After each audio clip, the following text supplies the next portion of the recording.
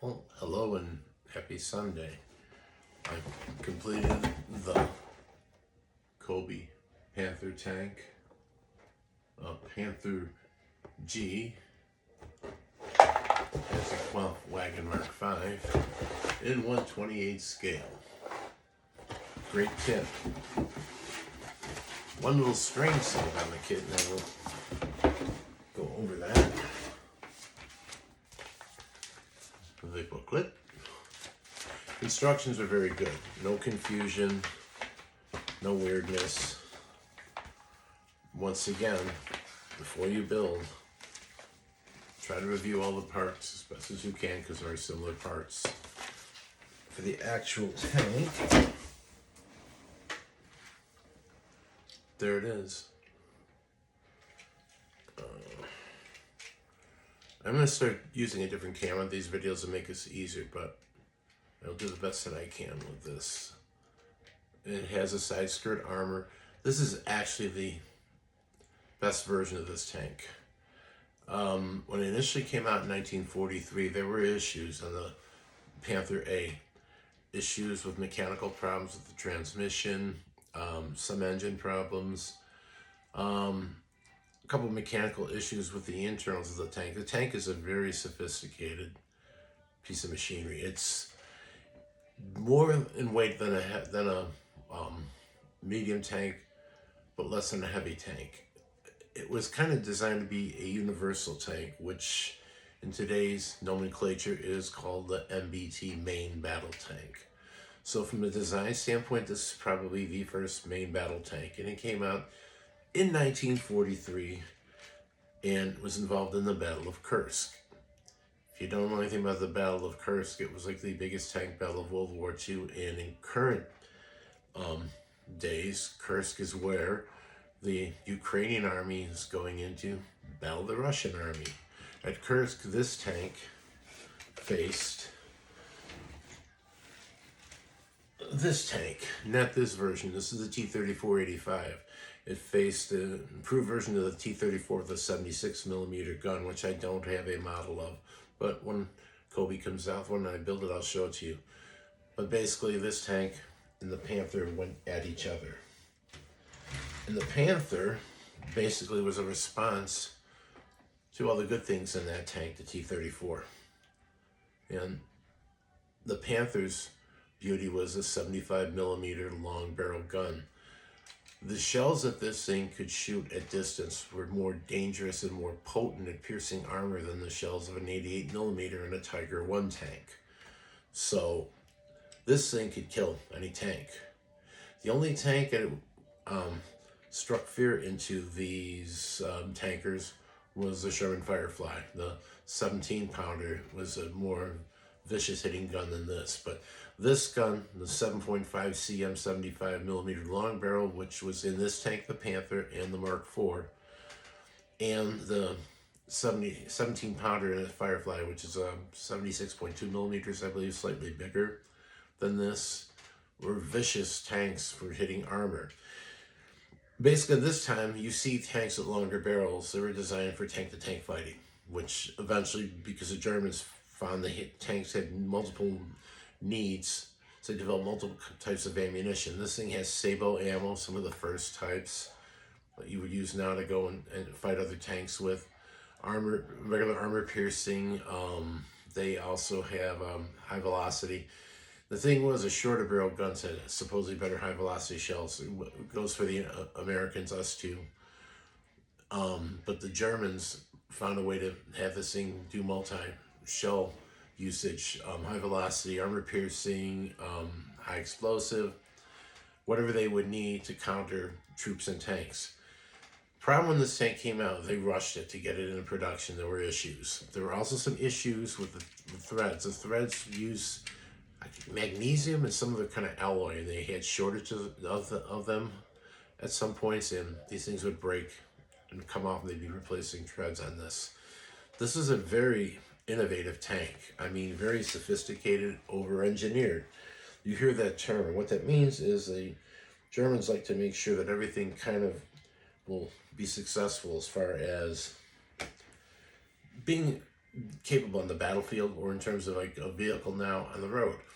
So they have a tendency to overdo what they do inside, which is not bad, but then when things break down under normal wear and tear, you have to simplify your design and stuff somewhat. And they kind of did that with this, and that's when they came out with this. It was powered by a Maybach V12 engine, put out 600 horsepower, I believe. I'm going to have to go look at some stats here. I apologize, but too many things. Yes, 600 horsepower. And there were versions that put a little bit more in terms of power. The engine bay was kind of sealed pretty well. And actually for like Cobi's, this thing, not bad. Not bad at all. In fact, the way the turret goes over it, it keeps it from popping up. The 5-man crew, they had a machine gun in the hull. They had a coax. They had a 7.9 machine gun up on top that would be the MG34. I don't think it was the MG42, the buzzsaw. And you have this really cool pilot figure, not pilot figure, excuse me, tank commander.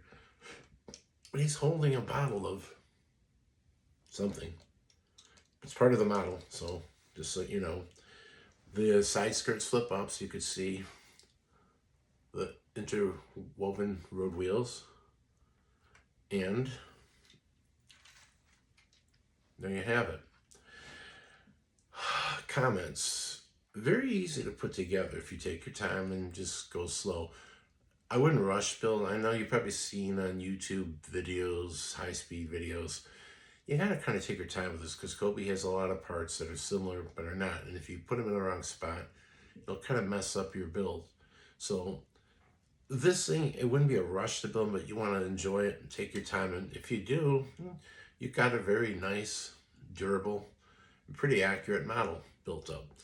This tank, in terms of battle on the Western Front, where we were at Normandy, it was very popular. It came out and you'd see it out there. It, like the Sherman, was kind of high. And when the invasion at Normandy started, they went into hedgerow country, which saw all of these big trees, plants, and piles of old plant debris that was really rough and just kind of like created these like fields. This tank could hide amongst it, as could the Sherman because of the higher profile. But it also, if the hedgerow wasn't really big, you could see this tank, and say you were in a Sherman Firefly with a 17-pounder, I mean, boom, you could take these babies out. And a lot of these were lost that way, because I guess the British used it as a tactic. I don't know how many Fireflies I had per unit of tanks that were out there, but enough. I had 1 or 2, I guess, in a squad, and those were the couple that would go and take these and the Tiger tanks out, because even though it's a Sherman, the armory's not like the best. The Sherman's very mobile and fast, and that gun was wicked. And that gun on the Firefly could take out the Tiger and this tank. And many of these were, from what I read, taken out by that in the hedgerow country. As far as a Sherman tank, I mean, this thing could annihilate a basic Sherman. The Sherman Easy 8 with a long barrel 76mm gun, though, is a different story. The armor's a little thicker. It'll still probably get the armor, I mean, on the sides and stuff. The glacis plate in front of the Sherman was beefed up. Could probably deflect. But the 76mm on that Sherman, which is also a long barrel gun, could pierce the armor on this tank also. Actually, that gun could do a better job in a Tiger tank's armor, because the armor in this was actually pretty nice. They did a lot of tender loving care in designing this tank. They wanted a universal tank, from what I was reading, and this one was designed to replace the Mark III, Mark IV, which were considered medium tanks. And basically, I think if the war had gone on and they improved this even more, the Tiger tank would have been gone. And this would have been the only thing you'd be seeing. You'd be seeing this on a battlefield versus the British Comet or the early Centurions and the Persian. You wouldn't have like a multitude of tanks like you did during the war. They'd be specifically go to specific models that have the functionality and the ability to counter each other in semi-equal terms on the battlefield. So that's what you would have seen. And like I said, this is a very, very actually attractive looking vehicle. You look at it, and when it came out, it very sophisticated and very, very good in combat. Like I said, the initial ones that came out in 43 and that served on the Eastern Front or at the Battle of Kursk had issues. Issues were through rush production and just mechanical things. Usually on a Western vehicle, German, US, whatever, they have what they call like kind of, you put them in battle and you improve them as they're being used in battle, and those improvements go onto the production line to upgrade and update the actual tank. And they did that a lot. I mean, as far as making them good. And they did that with this one. They had to. Same with the Pershing, and the same with the Comet tank that the British had, which is a precursor to the Centurion. The Centurion did not fight in World War II. It was like the IS-3. They're awesome vehicles, really good, scary looking, but they didn't perform there. Theirs would be in the 50s and beyond.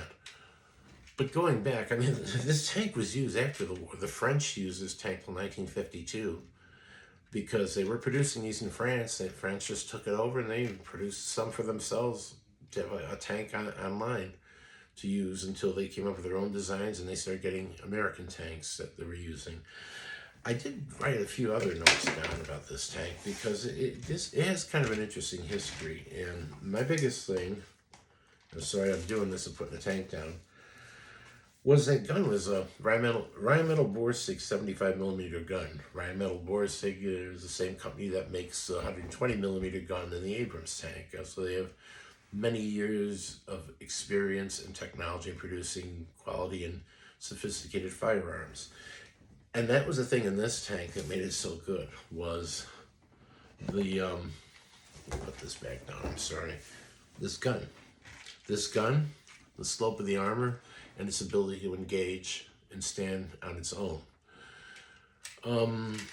Any other comments? This is probably, for a Cobi, this is probably one of the best tanks I think they've made. I thoroughly enjoy building this, and I'm going to take a break. I'm going to start to explain these more in context of what they are rather than what, as far as the actual tanks instead of just the model. So I'm going to come up with some other videos. I am building an EZ8 Sherman with a long barrel 76 millimeter, and that should be done in a couple days, and I'll upload a video with that. But otherwise, once you look closer at this, I don't want to drop it. It's a nice tank. I think I paid 65 or 70 from this. Is another Brickmania purchase. Let me see if there's a tag on it. Excuse me again for a second. I apologize. No. This was purchased as a gift, and the tag from Brickmania was taken off, so I probably got this at Christmas time. Anyway, that's all I have with this. I'll let you look a little closer at this.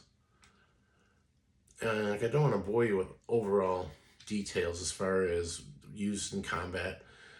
I will say though that this tank could have been upgraded and developed and served a lot longer. They had a lot of possibilities, the way the Pershing did, which became the M46, M47, and the Centurion. The Centurion still survives till today, made in 1945, and awesome tank.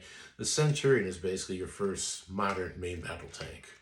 All the other tanks from either Russia or the United States, and even when Germany started building their own tanks again, the Leopards, take a cue from the Centurion, its layout, and hopefully I'll get a model of one of those. Nobody has one yet, and can show how important that tank and its design was on modern armor production and basically style and design a tank the way it is. Once again though, this is a nice baby. As far as German equipment, this is definitely something that you would cherish. They use them on the Eastern Front, supported by these, Focke-Wulf 190, in close support to ward off these T-34s from the Soviet Union, which were threatening Germany's existence. So, a little bit of history there, and once again, I think Cobi is one of the best kits. Well, if you enjoyed this video, sorry it was a bit long, I'll have another one soon. Thank you and bye.